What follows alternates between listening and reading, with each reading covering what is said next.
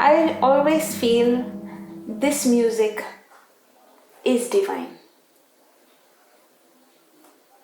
I mean, if a form of music, which is considered the oldest form of music in the world, has been alive for so many years without any documentation, that's divinity for me. And apart from that, if I'm chosen to do this music, then it's a great blessing for me, I feel. And so in my mind, whenever I go on stage, when it's a little funny, I always dedicate whatever I play. I say, it's all up to you. I'm going on stage. You're going to take care of me. And you're going to, whatever music comes, it's all yours. Whatever credit I get, it's all yours. So, and then I also say, if you don't let me play well, that's also yours. I'm not taking any credit for that. So, yeah, for me, music is divine. It's the Almighty.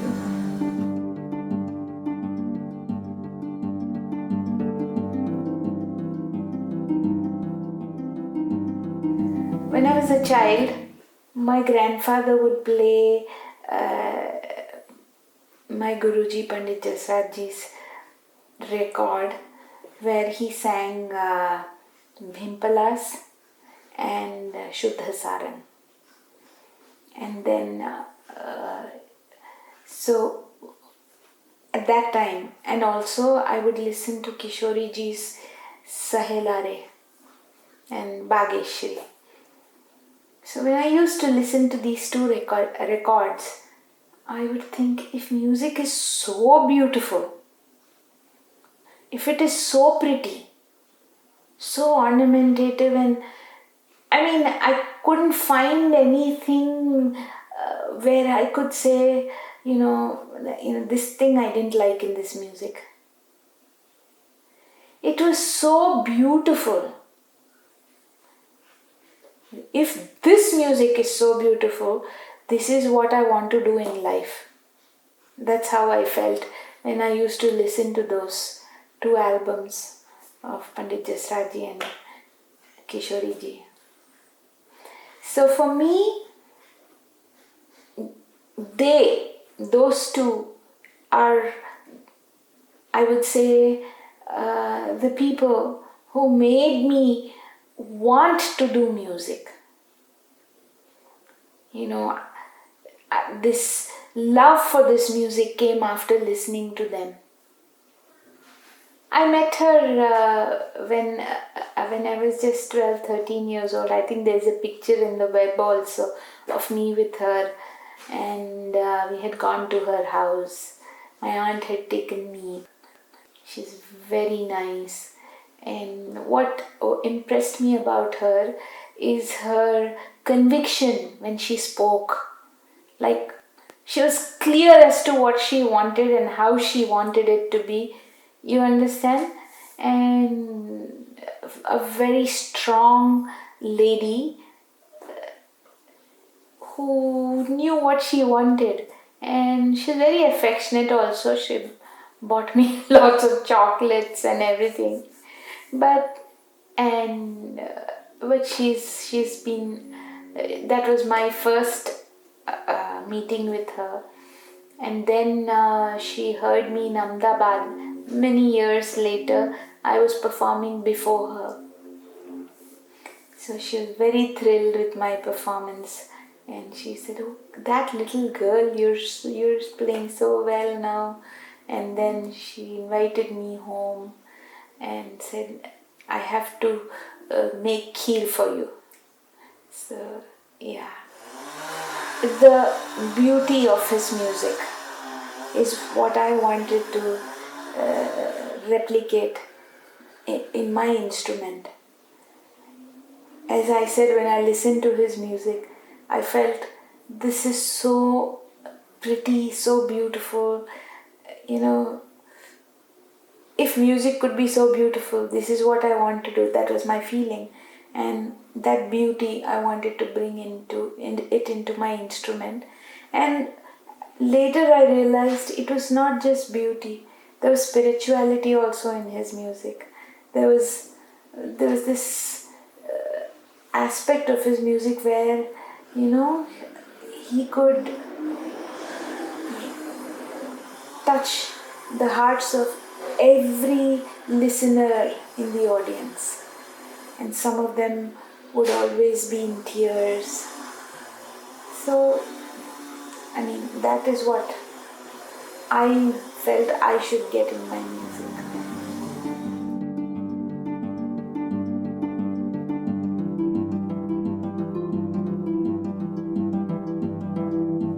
I think music chose me. Because when I was a child, I started at 2 years of age. I didn't know what music was, or when my grandfather started me on music, I never resented it. And I would do whatever he said. So much so by the age of 7, I was so deeply into music. There was never a thought that I would leave music. I could leave anything, but not music. So I think I was the chosen one. Music is in my life because I want music in my life. How did it come into my life? It's because I hail from a musical family. And music has been there from the time I was born, and I was taught music very early. I started when I was 2 years old. So if at all I know anything, something which is closest to me, apart from my parents, it's music. So people have come and gone, and meet a lot of friends, but music, I think, is closest to me apart from my parents. When I was a child, I had I had these idols at home to look up to, that this is what I want to become in life.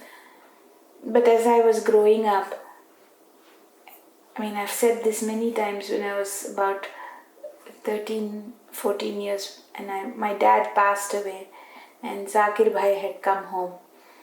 His comment was, why would anybody want to listen to you if you're going to be a replica of your aunt? There's the original, nobody wants to listen to an imitation. So then that set me thinking that I needed to do something different. And so that hunger in me that I have to, be different, do something different, is what made me somehow create a space for myself. I didn't know how I was going to create it, but I would say everything happened, as I said, it was my destiny that I had to do something different, and the Almighty probably set things for me up. Any field that you want to make your mark in, there is politics, there is one-upmanship, all the things, you will find it everywhere.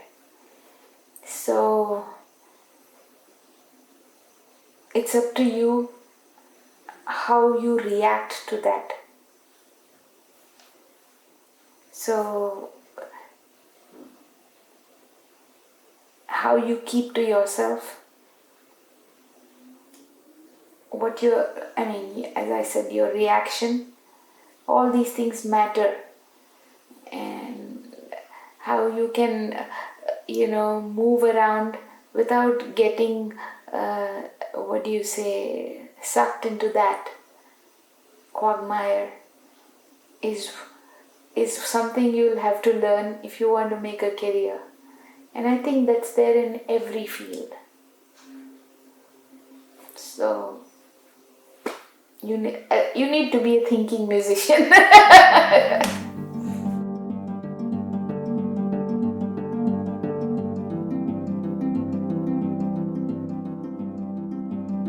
For me, you have to be good in technique, which is when your creativity will flow. If you do not have good technique, you may think in your mind that this is what I want to do, but your hands will not answer you. So when you're good in technique, then your creativity will flow, because you don't have to think about technique, because your hands respond to what you want, what your mind tells you. If your mind tells you something and your hand doesn't respond, that means technically you're not there. And if you're not there technically, then where is the space for creativity? So that's the balance for me. I practice music because I need to be in touch with my instrument, one, and then I need to be, if you do not practice, your level of virtuosity is definitely going to fall. It's not going to stay there at the same level. And as you get older, you need to play more to keep that standard, keep up that standard. So that's one reason why I practice. Then the third reason is, like if I want to play a new rag, if I do not get into that rag and let the rag open up before me, I cannot play that rag. I cannot do a vistar of 1.5 hours on stage. If you really, that is only a rag, then it could be tal. There's so many aspects of music where unless you sit with your instrument, it could be your voice, it could be an instrument like I play the violin. Just thinking is not going to help. It's like mathematics. You have to work it out. Math, you know how you have to work out this problem. That's not going to help. You have to physically sit and work it out. That's the same thing with music. Music is not about, showing off on stage. It's more about reaching out to the listener. It's not about showing pyrotechnics and your virtuosity. It's about reaching the listener's heart and touching the listener's heart with your music. This subject of music is so vast that how much ever you scratch, you're only on the surface. It's so deep. So I don't know about other forms of music, but for me, when I think of Indian music, there is so much more to do all the time, so many more ragas to learn. And they say that there was around 4,840 rags.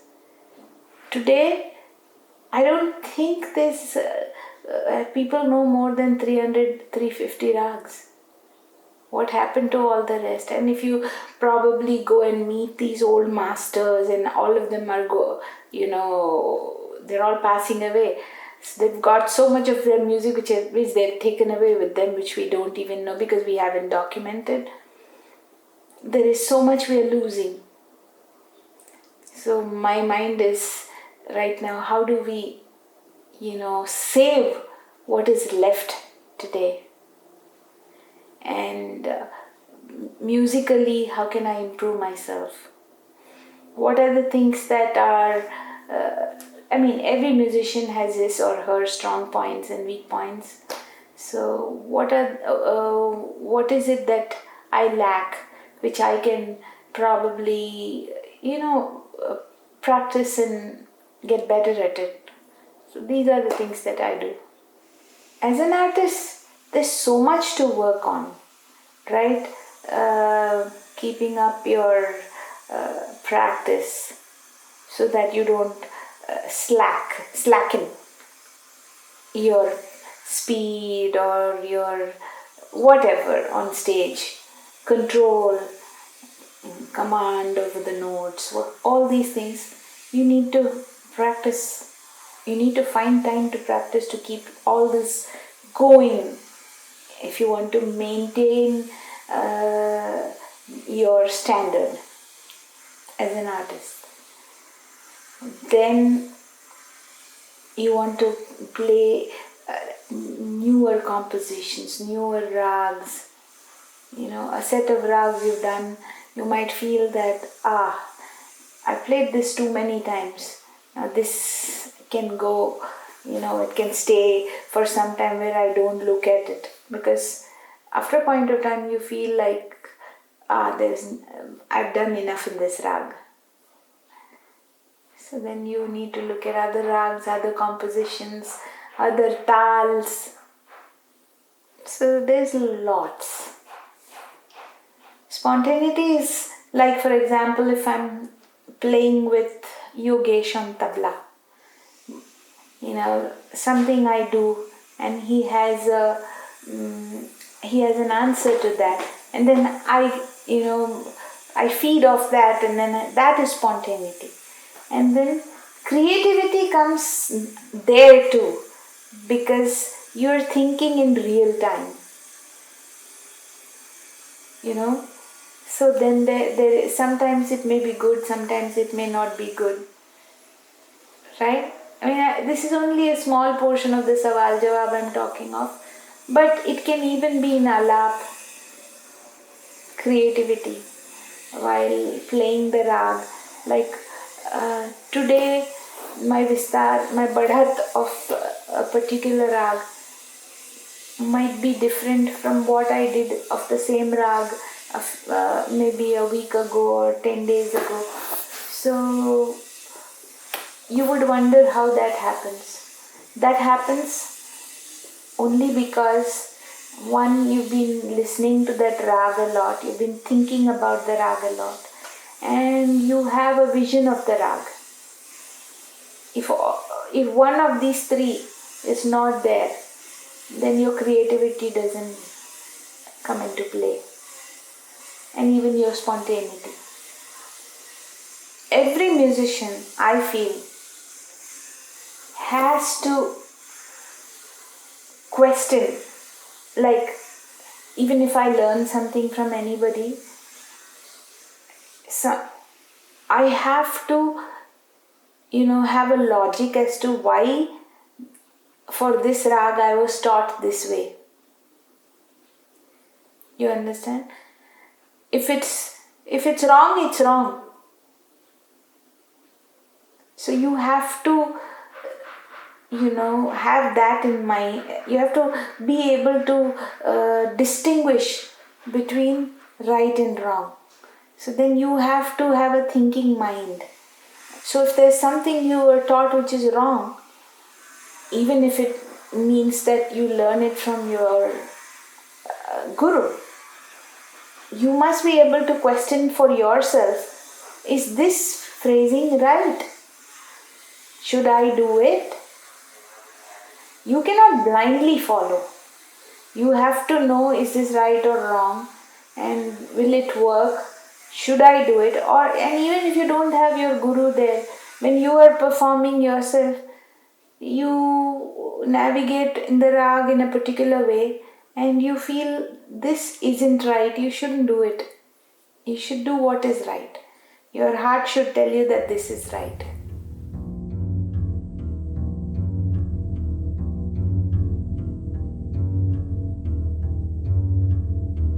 I've never looked looked at things as, I failed in this. If something hasn't happened for me, then I have taken it as the timing was not right. I just have to keep doing what I do and it'll happen. And that's exactly what's happened in my life. So whenever I have felt that this is something I want, this is something I should do, and I've tried and it hasn't happened, then I've not sat and thought of it in a negative way. I've said, maybe this is not the time for it. It'll happen. Because I'm a person who doesn't allow negativity in my life. I like to be a positive person. And I always feel if you're positive, things happen. You just keep doing what you have to do. And think positive. And the universe makes it happen for you. So I've always been like that. So fondest musical memory, I would say, is my first tour to the US, because I came here with Pandit Jasraj accompanying him, and before I left I had played 8 concerts and I was booked for 13 concerts, out of which I had Zakir accompanying me in my next year. And in that tour in '94, when I first came to the US, so there was this concert at Ali Akbar College and Khan Saab was there, and Panda, Zakir Bhai, and there was a point when I was playing Niranjani Narayani with Guruji accompanying him, and it was a moment which I cannot describe. Like, I was thinking what he was going to do, and I was playing it along with him every time, every variation. I mean, not even a fraction different from what he was singing. I was doing everything. At one point, Guruji stopped and he said, "Ye mera gana pee gayi hai." That was one moment which I really treasure. Then, similarly, when I played for Pandit Ravi Shankar, so it was so that Shobha Gurtuji had fallen sick, so she was to go back to India, and it was his 75th birthday celebrations in Pasadena. It was happening, and Zakir Bhai had recommended me. So Pandit Ravi Shankar said, let's have Kala and Ramesh Mishra play a duet. So Zakir Bhai said, "You're going to play a duet." So I said, "Okay," and all that. So, but 1 week before his concert, Panditji said, "I want to listen to you." So I went to his house to play for him. So after listening to me, he said, "What are you going to play with Ramesh Mishra? You play a solo, and then you play with him also." So that was a kind of acknowledgement that I was in the right track. I was doing something proper. So these are little memories which I really treasure. I mean, it was like they acknowledging that I was doing the proper thing.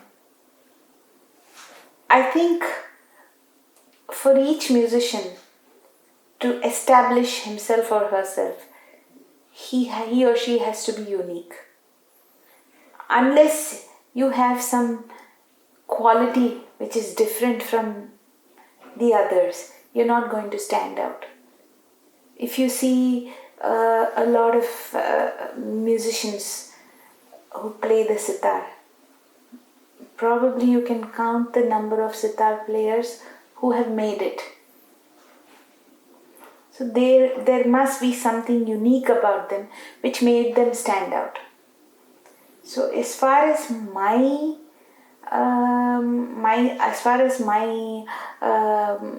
what do you say, what do I call it? As far as I am concerned, my uniqueness, I think, is in the way I play the violin, my technique, and as I said, the way you bring emotions into your music. So my bringing out the emotions is very much linked with my technique, and that is what makes me stand out from many violin players, and they are all far and few, because in India, as far as violin is concerned, we lack good technique. To grow as a musician, one, you need to be disciplined and dedicated to your craft. Two, you have to listen a lot to different people. And three, you should be receptive to criticism, because that is when you will grow better as a musician. 4, you should also be receptive to different ideas. Some could be novel, some could be new, some could be really old. You cannot be stuck in a, what do you say, like,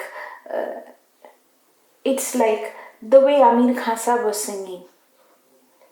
If I probably did that today, it won't work. So I have to analyze, I have to be a thinking musician. That's when I can probably survive in this field. How do I know when I've grown as a musician?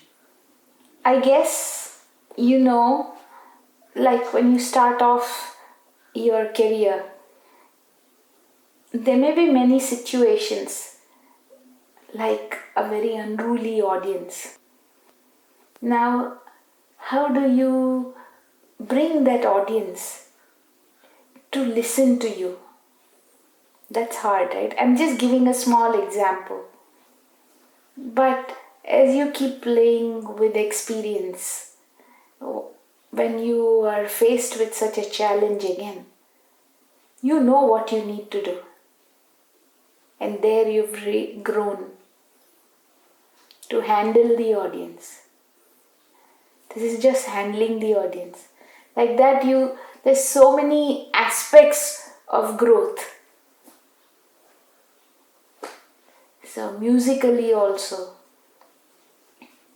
what I played when I was, I have a Yaman recording of mine in 1982. Then I have one in 88. And then I have one in 2013. Those are the only 3 times I've played Yaman in my life. And you can see the difference.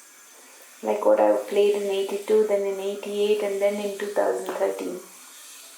And it sounds different, completely different, each of them. So I feel one is listening. Because when you listen, there are so many ideas which come into your mind, and then they find expression in your music at a time when you do not expect that, right? And then there is also this thing of as you grow as a musician, There are things that you do, like your technique becomes more refined, and you're able to, if you're a thinking musician, then you think how this could sound a lot better than before, right? And the more you listen, the more the rag opens up to you. And when it opens up to you, then naturally what you were playing earlier and what you would play today, there will be a hell of a lot of difference. Being a member of my gharana means I should be a torchbearer, and I should be bringing in all the unique features of my gharana and my music. Because if I call myself, I belong to this gharana, if I do not exhibit any of the uniqueness of my gharana, then it makes no sense saying I'm from this gharana. So if I'm a member of that gharana, my music should speak for it. One keeps growing by, as I said, by practice, by listening, by looking into books, by reading about, researching stuff. You understand? Like, for example, I did not learn joke counts from my guru, but I play joke counts.